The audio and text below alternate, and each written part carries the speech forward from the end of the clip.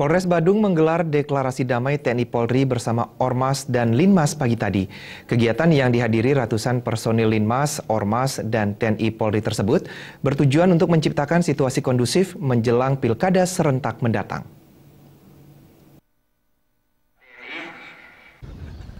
Dalam upaya menjaga Kamtipmas di wilayah hukum Badung, Polres Badung menggelar deklarasi damai TNI Polri bersama Ormas dan Linmas.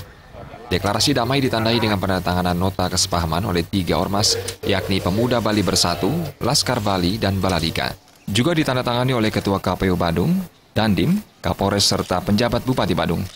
Kapolres Badung AKBP Tony Binsar mengatakan, langkah ini dilakukan guna menciptakan kondisi yang kondusif menjelang pilkada, sehingga ada ikatan dari seluruh komponen masyarakat untuk menyukseskan pilkada. Melatihkan bagaimana apa yang harus dilakukan oleh rekan-rekan Linmas di TPS nanti, tindakan-tindakan apa yang harus mereka siapkan ketika mereka nanti bertugas secara perorangan di sana.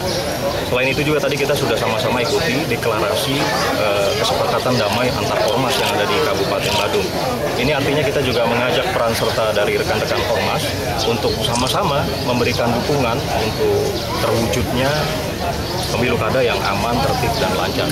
Penjabat Bupati Badung Inyoman Hari Yuda Saka mengatakan, adanya penandatanganan MOU ini, TNI Polri serta Linmas dan Ormas dapat menjalin sinergitas guna menjaga keamanan dan ketertiban, sehingga pilkada dapat berjalan lancar dan damai. Jaga daripada TPS, tentunya diharapkan dalam Linmas itu tahu persis apa yang harus dikerjakan dan apa yang apabila ada hal-hal yang terjadi permasalahan di TPS itu sendiri.